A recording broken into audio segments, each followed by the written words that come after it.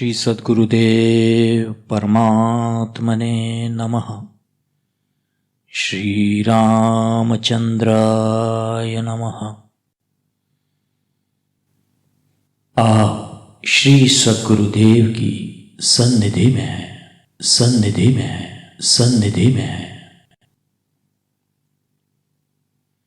कुमुदिनी Ben Panjwani के लिखे श्री सद्गुरुदेव की सन्निधि नामक ग्रंथ से मैं शरणागति के प्रकरण के अंतर्गत अद्वैत साधना व शरणागति इस विषय पर अब जो गुरुदेव ने कहा है वह पढ़ रहा हूं। श्री सद्गुरु की साधारण अनुकंपा मात्र से कल्याण का साधन प्राप्त हो जाता है। देहाभिमान त्याग कर भगवत प्रपन्न होना यह स्वस्वरूप की प्राप्ति का सरल साधन है। ईश्वर, माया और जीव अनादि है। प्रकृति जीव से अनादि है पर ईश्वर से नहीं। इसलिए जीव ईश्वर शरणागति स्वीकारने पर ही माया से परे हो सकता है। आसुरी भाव का आश्रय करके दुष्कर्म करने वाले मूढ़ मनुष्य ही भगवान का शरण छोड़कर माया का शरण ग्रहण करते हैं। परमेश्वर माया से अलग है परंतु साथ ही साथ उसी माया के अधिपति भी वे परमेश्वर ही है। यह समझ में आ जाए और पश्चात अनुभव में आ जाए तभी अद्वैतवाद में रही हुई वास्तविकता समझ में आ सकेगी। अर्थात तभी प्रभु की प्रक्रिया स्पष्ट रूप से तुम्हारी समझ में तुरंत आ जाएगी। तब तक तो केवल मिथ्यावादी अद्वैत रहता है जो केवल वाणी विलास है। सशृंगवत या मृगजलवत कहने भर से ही क्या मिल जाता है। चरण रंग लोचन रंगे चले मराली चाल, नीर छीर विवरण समय बक उघ्यो तत्काल। युद्ध का प्रारंभ करना ही कठिन है। देखो भाई, विपरीत संस्कारों को हटाने के लिए कटिबद्ध हो जाना ही कठिन है। वाग युद्ध तो अत्यंत आसान ही है। आचरण निष्ठ रहना ही कठिन से कठिन है। काम राग आदि से पृथक होना सब कोई टालते रहते हैं। बोलना अच्छा लगता है परंतु आचरण का प्रारंभ करना अत्यंत कठिन है। कठिन प्रीति की रीति कठिन तन मन वश करिबो। कठिन है कर्म निकंद कठिन भव सागर तरिबो। कठिन संकट में दान कठिन संभ्रम को समता। कठिन है पर उपकार कठिन मन मारन ममता। वचन निबाहन अति कठिन निधन नेह पालन कठिन। मुनि ईश्वर सिखवत चतुर नर ज्ञान युद्ध जीतन कठिन। सच तो यह है कि विवाद करना छोड़ दो। विवाद से बुद्धि में अस्थिरता उत्पन्न हो जाती है। निश्चय आत्मिक बुद्धि के बिना निष्ठा और अनुराग जमते नहीं और तब तक कुछ अनुभव होता नहीं। मन को विवादग्रस्त न बनाकर साधनमय बनाते रहना। गुरुदेव ने अपने स्वहस्तों से लिखा है, द्वैत अद्वैत तो बहुत ही नीचे की बात है। माया पर विजय प्राप्ति के साधन तत्व अनुसंधान और ईश्वर शरणागति है। मायाधीश की शरणागति माया को पार करने के लिए सरल से सरल साधन है। अद्वैत साधना में भी प्रथम मन और शरीर से भिन्न हूं यह अनुभव करना चाहिए। तब परिणाम में मैं सच्चिदानंद स्वरूप हूं इस सहज भाव का अनुभव रस मिलेगा। इसी रस से अर्थात इसी प्राप्त आत्मशक्ति से हमें प्राप्त हमारे दो उपकरण मन और शरीर अनायास ही हमारे स्वाधीन बने रहते हैं। और यह होता है प्रकृति जय अर्थात माया जय। तब प्राण और प्रकृति दोनों के ऊपर प्रभुत्व प्राप्ति सहज होती है। और यही होता है साधन साफल्य। भगवान हमेशा मायाधीश है, यह खूब याद रखना। जो चेतन कह जड़ करे, जड़ ही करे चैतन्य। अस समर्थ रघुनायक ही, भजहि जीव ते धन्य। ईश्वर अनुग्रह, सद्गुरु कृपा और शुभ संस्कारों का उदय होता है, तभी मनुष्य कुछ करने में समर्थ व सफल बनता है। इनके उदय के लिए एक ही निमित्त पर्याप्त है, वह है सम्यक समर्पण। लौकिक कार्य विशेष को संपन्न करना हो तब भी उसके लिए एक लगन व सम्यक समर्पण होने पर ही वह सांगोपांग संपन्न होता है। यह कईयों का अनुभव है।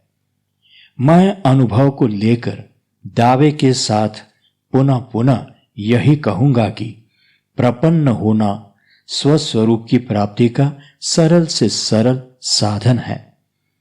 देखो भाई, सोचो, ब्रह्म और जीव में अंतर नहीं है, परंतु कब? जबकि अज्ञान न रहे तब। इस पर क्यों सोचते समझते नहीं हो? यह ध्रुव है कि बिना ईश कृपा के यह अंतर मिटता नहीं। आप कहते हैं कि अविद्या के कारण ब्रह्म जीव भाव को प्राप्त हो जाता है, यही अज्ञान है। अब आप सोचिए कि जब ब्रह्म को ही अज्ञान का आवरण छा जाता है, तब फिर उस अज्ञान की निवृत्ति करेगा कौन? तो वेदांत में जिस प्रकार जीव की अल्पज्ञता भ्रांति परिकल्पित है, उसी प्रकार ईश्वर की सर्वज्ञता भ्रांति भी परिकल्पित है। ईश्वर का ईश्वरत्व भी मिथ्या ठहरता है, क्योंकि कैवल्य मुक्ति की व्यवस्था को मानते समय ईश्वर की सर्वज्ञता तथा जीव की अल्पज्ञता दोनों का त्याग करना पड़ता है। केवल शुद्ध चित्त में लक्षणा करके तात्पर्य माना है, जिसको भाग त्याग लक्षणा कहा गया है। आपके अनुसार जब मिथ्या ही निर्विशेष ब्रह्म का तिरोधान करती है, तो प्रश्न उठता है कि तब तो वह ब्रह्म से भी प्रबला ठहरती है, जो ब्रह्म को ही ढक कर जीव बना देती है और अहंता ममता के फंदे में भी बांध देती है। दूसरा प्रश्न यह उठता है कि ब्रह्म तो निर्विशेष निर्दोष था, तो वह क्या दोष अपराध कर सकता था? निर्विकार निर्विशेष ब्रह्म को मिथ्या माया क्यों और कहां से लग गई? आकाश में जिस प्रकार एक देश विशेष में मेघ रहते हैं, उसी प्रकार निर्विशेष ब्रह्म ही एक देश विशेष में माया है। ऐसा कहने पर तो वह ब्रह्म देश विभाग युक्त और माया विशिष्ट हो जाता है, तब फिर वह निर्विशेष कैसा? माया ब्रह्म को आवृत भी कैसे कर सकती है? क्योंकि ब्रह्म तो प्रकाशमय व निर्विशेष है।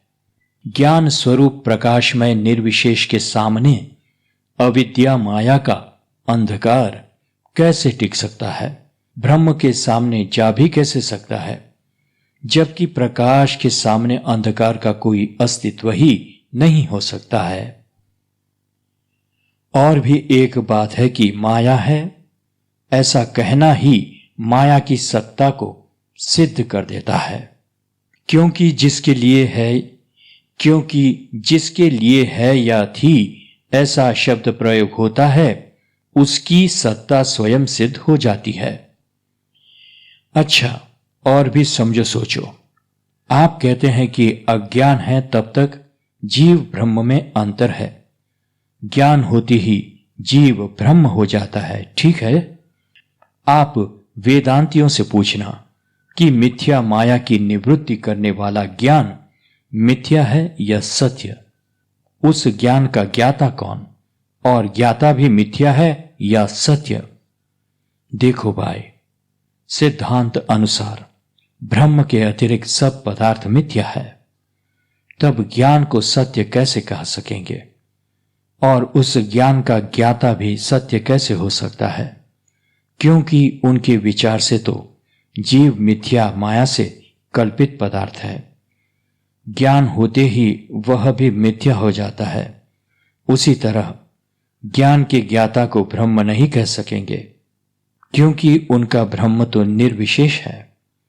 जो ज्ञाता होता है तब तो वह स्वरूप च्युत हो जाता है, और तब तो उसी वक्त उसमें भी मिथ्यत्व आ जाता है। कहा गया है कि एकमात्र विज्ञान ही सत्य है, बाकी सब भ्रम है, मिथ्या है। अब देखो, यह ब्रह्मवाद यहां तक माना गया है कि वेद शास्त्र भी मिथ्या, अस्मत् प्रत्यय गोचर, माता पिता देव तीर्थ इत्यादि सब मिथ्या। इस प्रकार विज्ञान ही सत्य है और उसमें किसी प्रकार का प्रत्यय नहीं। इस अंश में विज्ञानवाद भी बौद्धों के शून्यवाद को मिलता है। शून्यवाद में सर्वशून्य ही शून्य है और उसका कोई ज्ञाता नहीं है। अद्वैतवाद में भी उस अद्वैत का ज्ञाता कोई नहीं है और वह स्वयं भी अपने आप का ज्ञाता नहीं है। स्पष्ट कहा गया है कि जानने वाला नहीं है, किंतु ज्ञान मात्र है।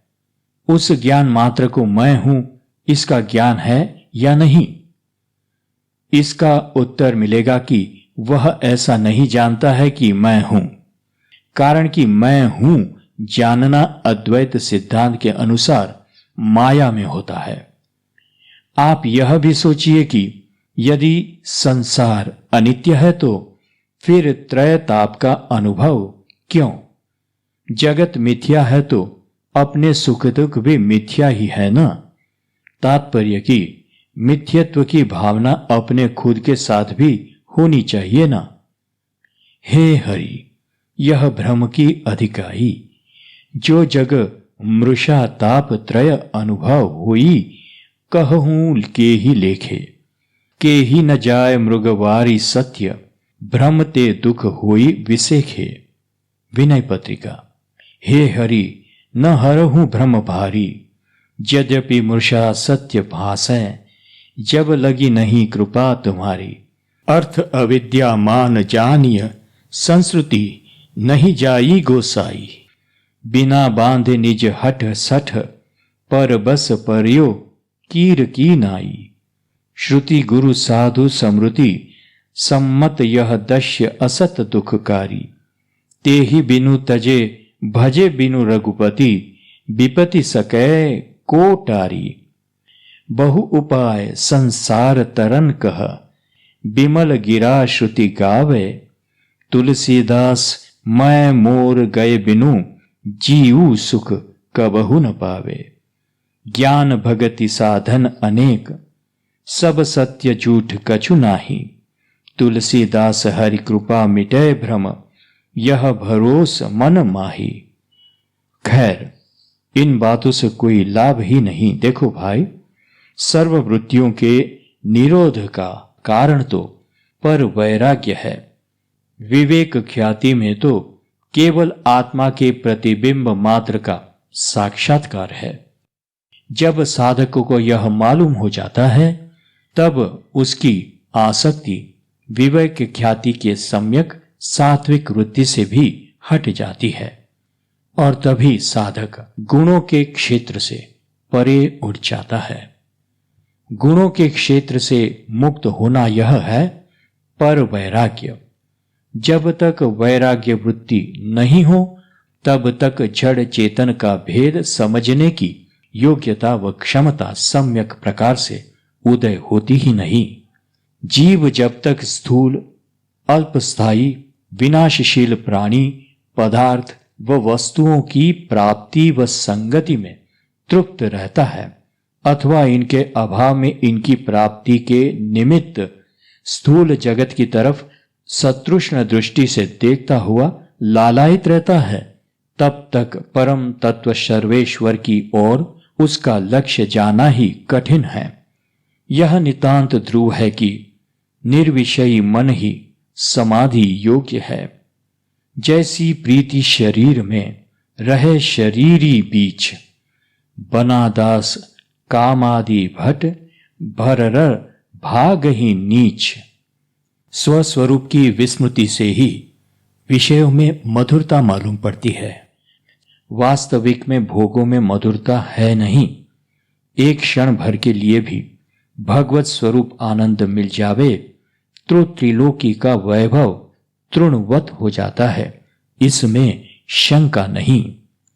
हीन वैराग्य वैराग्य ही नहीं, वशीकार वैराग्य कारण और संयोग वशात होता है। अगर त्याग भावना उदय न हो जावे तो कटु शब्द या संयोग से निष्पन्न वैराग्य द्वेष का रूप चौकस धारण कर लेता है। प्रपन्न वैराग्य सबको लात मार देता है, प्रारब्ध भोग पर भी लात मारता है। जो यह जानता है कि जगत में जो भी वस्तु है वस्तुतः असत्य है, तो उसको फिर किसी की परवाह नहीं रहती। तीव्र वैराग्य वही है जो परिपक्व हो गया है, बाकी तो वैराग्य की बातें ही है। जिसको वैराग्य छू भी नहीं गया है वह आत्मा व अध्यात्म की बातें करने का अधिकारी नहीं है। कारण कि वैराग्य दृढ़ परिपक्व न होवे तब तक आत्मा की बातें सिर्फ नकली सिक्का है। मन का अंतरंग वैराग्य हो तो ही साधन में उत्तम प्रकार की सफलता प्राप्त होती है। घर में सभी प्रकार के उत्तमोत्तम वस्तु पदार्थों के बीच में रहते हुए भी जंगल के एकांत में रहने जैसी सहज वृत्ति साध्य करना चाहिए। आवत को हर्ष नहीं, जात शोक नहीं होए, ऐसी करनी जो करे घर मह योगी होए। तनु को जोगी सब करे, मन को करे न कोई। मन को जोगी जो करे, बना परम हित होई। वैराग्य स्थिर हो जाता है तभी त्याग टिक सकता है। श्री श्री स्वामी प्रकाश आनंद जी गोदड़िया महाराज के श्री गुरुदेव श्री लल्लू भाई गोवर्धन दास भाई गृहस्थ आश्रमी होने पर भी परम वैराग्यवान थे। मन चित्त बुद्धि व सूक्ष्म अहंकारों से विषयों का अत्यंत अभाव होना ही सम्यक त्याग है। देखो, प्रतिभा ज्ञान तप व ध्यान उपासना का अभिमान होना यह पाप कर्म है। उसी तरह त्याग व वैराग्य का अभिमान घोर अज्ञान ही है। कारण कि जिसका त्याग किया वह स्वरूप में प्रथम से ही नहीं है, फिर त्याग ही किसका और अभिमान भी किसका।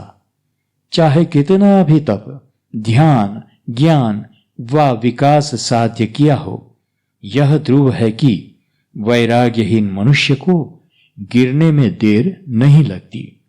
उसका ध्यान व ज्ञान व विकास एक ओर धरा रह जाता है और वह तत्काल गिर जाता है। मोह अभिमान आदि तमोगुणी वृत्ति है। जहां तमोगुणी वृत्ति वहां अंधकार। अंधकार अज्ञान का और प्रकाश ज्ञान का होता है। वृत्ति के सात्विक होने पर ईश्वर की तरफ आगे बढ़ने व गुणों से परे उठ जाने में बहुत ही सरलता रहती है। यह बराबर सत्य है कि जहां तक वासना है वहां तक उपासना ज्ञान ध्यान व योग ही कैसा। संस्कृति मूल सूल प्रद नाना, सकल शोकदायक अभिमाना। मोह सकल व्याधिन कर मूला, तिन्ह ते पुनि उपजहि बहु सूला। जब घट मोह समाइया, सबे भया अंधियार। निर्मोह ज्ञान विचारिकै, साधु को उतरै पार। मान अपमान, मद अभिमान और राग आदि वृत्तियों के झमेले से ऊंचे उठोगे तब शांति मिलेगी। राग आसुरी संपत्तियों का राजा है, इससे बचो। त्याग वैराग्य को साधने के लिए उदार व क्षमावंत बनो। अपने दूसरे के लिए जो सहन करते हैं, जो त्याग करते हैं, वह उदारता है। यदि उदारता का अभाव रहा और राग मोह आदि बना रहा तो उत्थान होना नितांत असंभव है। इसलिए इनसे बचना और उदार क्षमाशील होना ही साधन आरंभ है। अहम त्यागना ही सच्चा त्याग है। अहम त्यागने पर ही ध्यान, भक्ति, ज्ञान, सत्कर्म आदि सब सम्यक होते हैं। अहम त्याग से ही शांति की अनुभूति होती है। इसलिए शांत स्वभाव, शांत व्यवहार अर्थात शांत वाणी, वर्तन, विचार, भाव व शांत परमाणु ईश कृपा की महान देन है। यहां ईश कृपा होना महत्व का है, यही भगवान कहते हैं। अब ईश कृपा शरणागति से होती है। यहां सारे जो बातें हुई है तो अद्वैत की बातें आगे कही थी, उसका सारा मतलब कि उस अद्वैत साधना में भी जब तक शरणागति या ईश कृपा न हो तब तक कुछ भी साध्य नहीं है, पूर्ण रूप से साध्य नहीं हो सकता है। सात द्वीप नव खंड लो, तीनी लोक जग माही, तुलसी शांति समान सुख और दूसरो नाही। तुलसी सुखद शांति को सागर, संतन गायो करन उजागर। तामे तन मन रहे समाई, अहम अगनि नहीं दाहे कोई। अहंकार त्यागना ही सच्चा त्याग है। देह अभिमान त्याग कर भगवत प्रपन्न होना ही स्वस्वरूप प्राप्ति का सरल साधन है। सर्वा अभिमान त्याग कर भगवत प्रपन्न होने पर स्वस्वरूप की प्राप्ति होती है। यहां फिर से भगवत प्रपन्नता की बात की गई है, तो सर्व अभिमान का त्याग करना पहला लक्षण बताया है। देह अभिमान त्याग कर सद्गुरु प्रपन्न होने से साधन सिद्धि का मार्ग मिल ही जाता है। मेरा तेरा जियरा कैसे इक होई रे, मैं कहता हूं आखिन देखी, तू कहता कागद ही लेखी। मैं कहता हूं जागत रहियो, तू रहता है सोई रे। मैं कहता निर्मोही रहियो, तू जाता है मोही रे। जुगन जुगन समुझावत हारा, कही न मानत कोई रे। सदगुरु धारा निर्मल बहई, वामे काया धोई रे। कहत कबीरा सुनो भाई साधो, तबू ही वैसा होई रे। सोचो तो, जब अपना ही अस्तित्व नहीं है तो जगत का स्थान ही कहा, क्या और क्यों? शरीर ही अपना नहीं है तो शरीर के साथ संबंध रखने वाले प्राणी पदार्थ कैसे अपने हो सकते हैं? हम कौन हैं? कहां से आए हैं? हमारा जन्म क्यों? हम दुख सुख किसके लिए भोगते हैं? इनका कभी विचार किया? यदि नहीं तो अब करो और उत्तर खोजो। विरक्त सदैव निर्द्वंद रहता है। जिसे देहाध्यास रहता हो वह विरक्त नहीं। जगत जिसे दुख जानता है, ऐसे दुख पर दुख अर्थात कई दुख आने पर भी जिसके चित्त में उद्वेग नहीं उठता है तथा जिसके काम क्रोध आदि स्वाभाविक ही अर्थात सहज ही शांत हो चुके हैं, वही यथार्थ में अभय है और वही विरक्त है। यहां आप लोग जान लीजिए अभय का अर्थ क्या है, क्योंकि किसी एक प्रार्थना में जो मैं कभी पढ़ूंगा उसमें पहली बात भगवान गुरुदेव परमात्मा से प्रार्थना में कहते हैं कि मैं निर्भीक हूं, मैं अभय हूं, मैं साहस, धैर्य और शौर्य से युक्त हूं। इस प्रकार प्रार्थना आगे बढ़ती है। तब मुझे भी इस बात का अर्थ जानना था कि निर्भीक क्या है और अभय क्या होता है। और बहुत सी बार मैं इसी विषय पर कहीं न कहीं कुछ भी पढ़ता, तब ध्यान दे के पढ़ता कि निर्भीकता क्या होती है और अभय क्या होता है। आज मैं यहाँ पढ़ते पढ़ते गुरुदेव की इस बात को समझ गया कि अभय क्या होता है। तो अभय का लक्षण यह है। तो आपको अभय बनना है, इसके लिए गुरुदेव ने कहा है कि नित्य प्रति वो जो प्रार्थना मैं कभी कहूंगा, वो अगर 6 महीने तक रोज रात को 10 मिनट श्री राम जी के सामने, उनके चित्र के सामने बैठकर ध्यान से भावना करते हुए श्री राम जी से यह प्रार्थना अगर की जाए तो सब कुछ प्राप्त हो जाता है उसी प्रार्थना से आपके आध्यात्मिक जीवन के लिए। तो अब आगे बढ़ते हैं। साधु जन जग में रहें, ज्यों कमल जल माही, सदा सर्वदा संग रहें, जल को परसत नाही। किंचित भी आत्मानुभूति व स्वरूप ज्ञान दर्शन हो जाए तो मोह रह नहीं सकता। निर्मोहो नित्य सत्वस्थो, विपरीत भावना उदय होने का नाम ही मोह है ना। देखो, मानस जी में मोह का स्वरूप बताया है। शील निधि राजा की विश्व मोहिनी कुमारी के प्रति श्री नारद जी को विपरीत भावना उदय हो गई। यह नारद मोह का प्रसंग है। सुनु मुनि मोह होय तन ताके, ज्ञान विराग हृदय नहीं जाके। परंतु नारद जी को अहंकार उदय हो गया था। जीता काम अहमिति मन माही, अहम से मोह, काम व राग आदि की प्रबलता और इसी प्रबलता से चोरी, कपट, छल, लालसा, विकलता, हाय हाय और दारुण क्रोध होता है। मोह की पूरी श्रृंखला नारद मोह प्रसंग में स्पष्ट कही है। देखो, इसी प्रकार समझना चाहिए। देखिए रूप मुनि विरति विसारी, बड़ी बार लगी रहें निहारी। यहां कामना उद्भव होता है, यहां काम का उद्भव होता है। लक्षण तासु बिलोकी भूलाने, हृदय हर्ष नहीं प्रकट बखाने। देखो, यह चोरी का भाव है।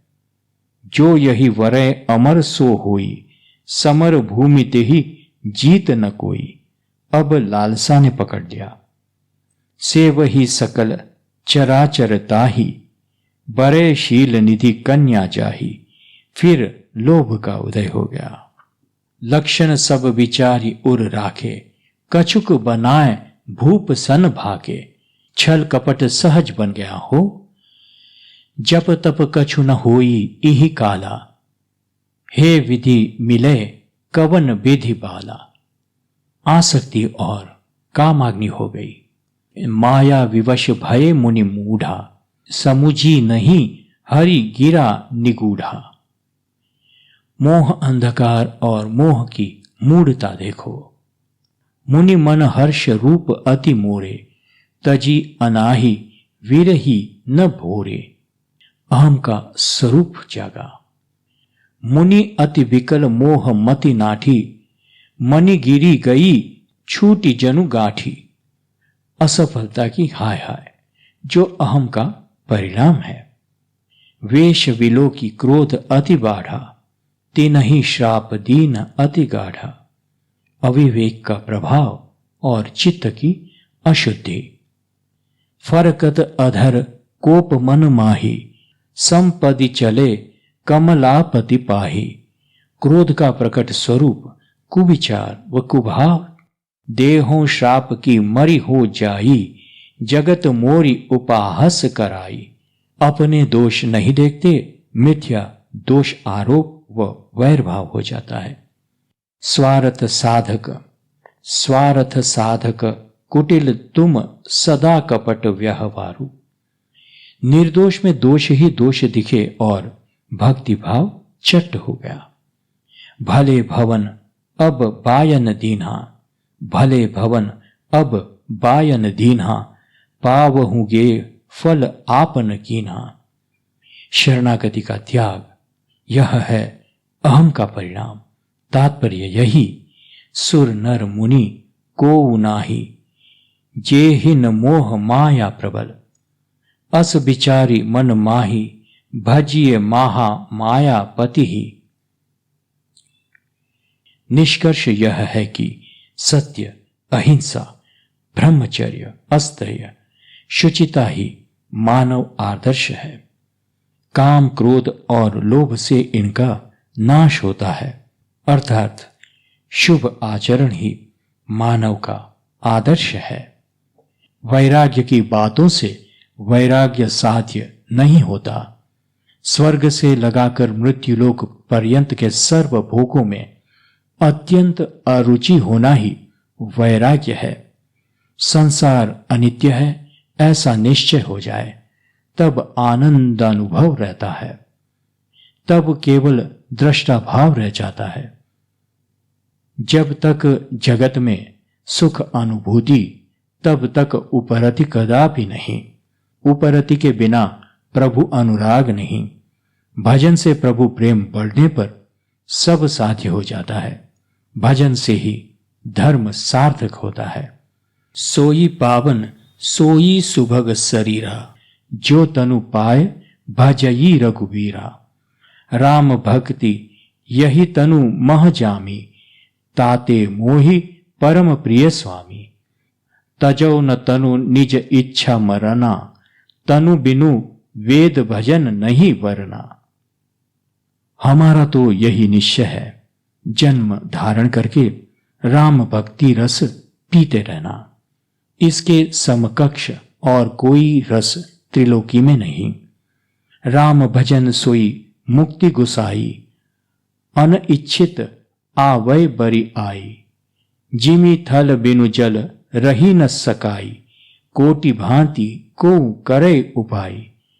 तथा मोक्ष सुख सुनी खगराई, रही न सके हरि भक्ति बिहाई। अस बिचारी हरि भक्त सयाने, मुक्ति निरादरी भक्ति लुभाने। भक्ति करत बिनु जतन प्रयासा, संस्कृति मूल अविद्या नासा। भोजन करिय तृप्ति हित लागी, जिमी सो असन पचावे जठरागी। वैराग्य और भक्ति दृढ़ न हो जाए तब तक अद्वैत वेदांत को हाथ नहीं लगाना। यहां गुरुदेव सचेत करते हैं कि पहली बात तो वैराग्य और भक्ति है। अब अद्वैत वेदांत की बात करने से पहले ये निष्पन्न होना चाहिए, ये प्राप्त होना चाहिए, ये जीवन में होना चाहिए कि वैराग्य और भक्ति दृढ़ हो जाए। वरना वाच्य ज्ञानी तो पक्के बन जाओगे और स्थिति कुछ भी नहीं होगी। दंभ पाखंड की गहरी गर्त में उतर जाओगे। दंभ के समान घोर आत्मवंचना और है ही नहीं। दंभी भगवान से बहुत दूर दूर हो जाता है। तात्पर्य कि वह भगवान की ओर नहीं परंतु भगवान से विमुख हो जाता है। दूसरी बात यह है, बिना वैराग्य के कषाय का अधिकार नहीं। यति लिंग में कषाय चाहिए, परंतु यह कदापि न भूलना कि कषाय वस्त्र वैराग्य होने पर ही सार्थक है। यति के बाद सज्जित अर्थात ध्येय स्वरूप के गुण स्वभाव को धारण करते हुए सज्जित होना। सज्जित के बाद सन्निहित अर्थात ध्येय स्वरूप के समीपस्थ रहते हुए बिल्कुल तैयार और उसके बाद गुणातीत। बिना समझ के वेदांत में जाने से शुष्कता निश्चित आ जाती है। इसीलिए भगवत भाव बढ़ाना और उसी में रत रहना। ईश्वर प्रणिधान सहज ही में होता नहीं, कारण कि अविद्या आदि क्लेशों के संस्कार बीज रूप से चित्त भूमि में अनादिकाल से पड़े हैं। उनको शिथिल करने में तथा चित्त को भगवत ध्येय के योग्य बनाने में इष्ट मंत्र ही समर्थ है। फिर से कह देता हूं, अविद्या आदि क्लेशों के संस्कार बीज रूप से चित्त भूमि में अनादिकाल से पड़े हैं। उनको शिथिल करने में तथा चित्त को भगवत ध्येय के योग्य बनाने में इष्ट मंत्र ही समर्थ है। प्रभु के लिए प्रेम प्रीति बढ़ाने का पुरुषार्थ सतत करना। पहले एक का आंकड़ा स्थिर नहीं रखोगे तब तक सब शून्य व्यर्थ ही है। प्रेम के एक के साथ ही साधना 10 गुनी होती है, फिर 100 गुनी, फिर सहस्र गुनी। इस प्रकार ही क्रम है। स्नेह नहीं तो कुछ नहीं, स्नेह नहीं तो कुछ नहीं। मिल ही न रघुपति बिनु अनुरागा, प्रेम प्रेम सब को कह, प्रेम न जानत कोई। जो जन जाने प्रेम तो मरे जगत क्यों रोए। मोह मरने को नेम है, मरु तो हरि के द्वार। कबहुक तो हरि बूझी है, कौन मर्यो दरबार। बस बस यही बात अनिवार्य है। करोगे या मरोगे, अहम त्याग और मरने से पहले मरना। अहम में उलझे रहने से जड़ चेतन की उलझनों का संसार ही बढ़ता जाता है। अहम की ग्रंथि को सुलझा लिया तो उसी क्षण से सारी उलझनें सुलझ जाती है। संसार का अभाव तभी हो जाता है। आप उलझे उलझिया, आप उलझें उलझिया, विकसें ही सब संसार। आप सुलझें सुलझिया, को बिरला संसार। शरीर से ऊंचा उठो, हर स्थिति में प्रसन्न रहना। हानि लाभ प्रतिकूलता अनुकूलता में भगवत इच्छा जानना साधन में अत्यंत अनिवार्य है। कम खाना और गम खाना, कम बोलना और कम सोना। भगवत प्रेम के सिवाय और किसी में मन नहीं लगाना। ध्येय सिद्धि के लिए सर्वथा निरर्थक और हानिप्रद ऐसी व्यावहारिक चर्चा कभी नहीं करना।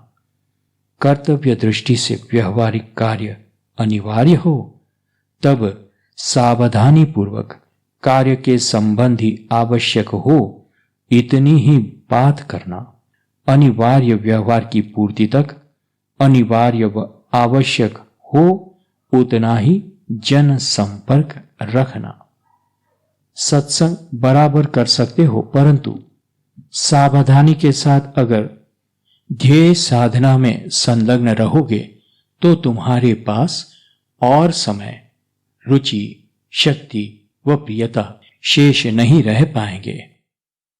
अन्य संतों के संपर्क या उपदेशों से अपने साधन से विचलित नहीं होना, कारण कि सब अपने अपने मार्ग की पुष्टि करते हैं।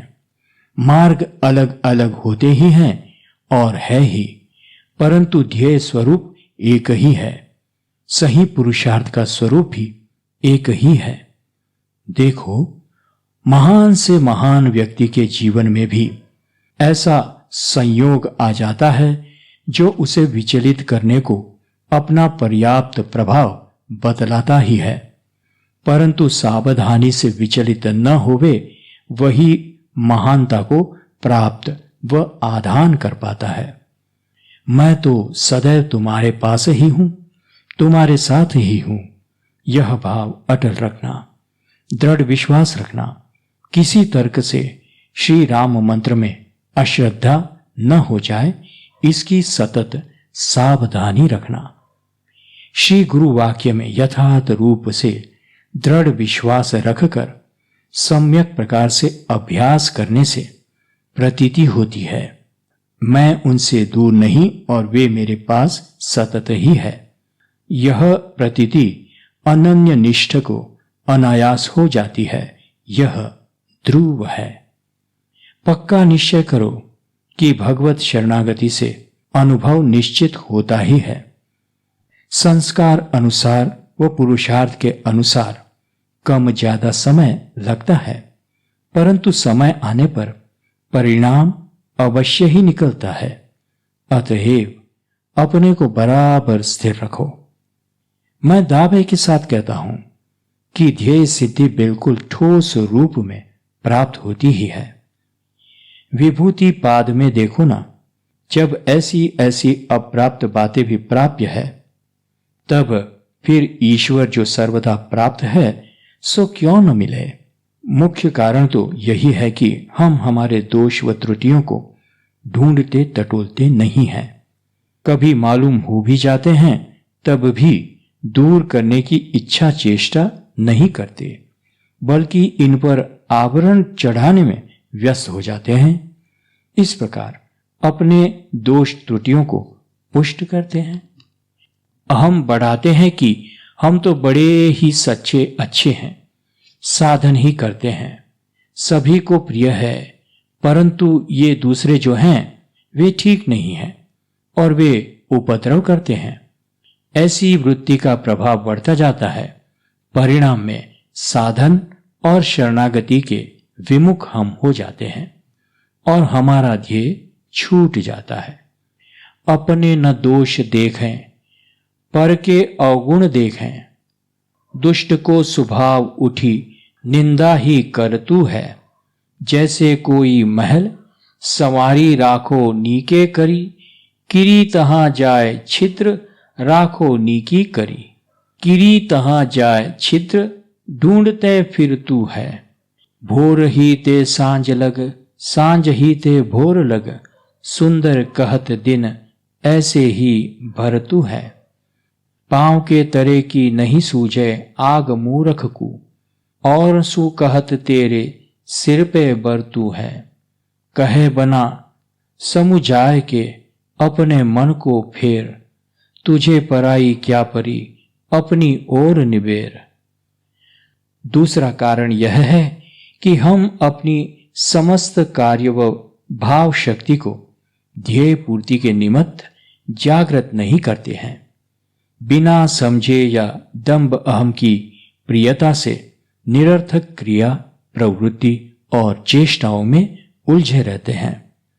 और तीसरा कारण यही है कि हम इन उलझनों को और उलझने बढ़ाने की कुचेष्टाओं को ही साधना समझ लेते हैं। हमारा भोलापन तो देखो, क्या कहूं। देखो, हम चाहे कितना भी भजन करें, राम राम करें, कृष्ण कृष्ण करें या शिव शिव करें, आसन ध्यान या प्राणायाम करें, बड़ी बड़ी सेवा या बड़े बड़े दान करें, लेकिन हमारे में शुद्ध प्रेम भावना, दया, सदाचार, नीति आदि नहीं है तो सब कुछ व्यर्थ है। हम दुनिया को ठग सकते हैं, ईश्वर को नहीं, यह कभी मत भूलना। हंसा पै को काढ़ी लय, छीर नीर निर्बार। ऐसे गह जो सार को, सो जन उतरे पार। साधक के लिए अपना ही विक्षिप्त मन बड़ा भारी शत्रु है। इसलिए साधकों को सदैव कठोरता के साथ अपने मन पर सतत सावधान रहना ही चाहिए। मन के मते न चालिए, मन के मते अनेक। जो मन पर असवार है, सो साधु को एक। मन का प्रवाह पलटाना ही यथार्थ पुरुषार्थ है। मन का कचड़ा आत्मा पर मत डालो, परंतु आत्मा का शुद्ध प्रकाश और प्रभाव मन पर जमाते रहो। शुद्ध भाव, विचार व प्रभाव थोड़ी मात्रा में भी अपवित्र मन पर पड़ते रहते हैं तो मन शुद्धि होने लगती है। सतत प्रयत्न पूर्वक विवेक युक्त व धीर गंभीर रहना, तो ही भजन कर पाओगे। भजन से निश्चित ही आत्मबल बढ़ता है। अपने निश्चय और त्यागपूर्ण उदासीन वृत्ति अडिग होने चाहिए। देखो, जिसके विचार स्थायी नहीं है, अर्थात निश्चय ही नहीं है, वह अपने को उन्नत कदापि नहीं बना सकता।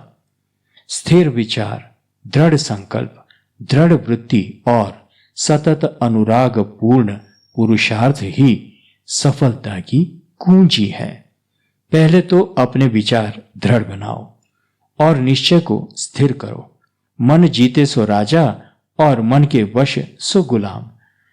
बाजीगर का वांदरा अस जीव मन के साथ। बाजीगर का वांदरा अस जीव मन के साथ। नाना नाच नचाए के राखे अपने हाथ। मन पलटाने के लिए गुरु कृपा सर्वोत्तम और सबसे सरल साधन है। इसलिए कृपा पात्र बनने का प्रयत्न सावधानी के साथ सतत करना। साचा शब्द कबीर का, हृदया देखु विचारी, चित्त दय समुझय नहीं मोही, कैसे होए उबारी। चार चिन्ह हरि भक्त के, प्रगट दिखाए देत, अधीनता दीनता दया, पर दुख को हर लेत। ज्यादा तो क्या कहूं और कैसे किस प्रकार समझाऊं। यही शरणागति है और यही साधन है।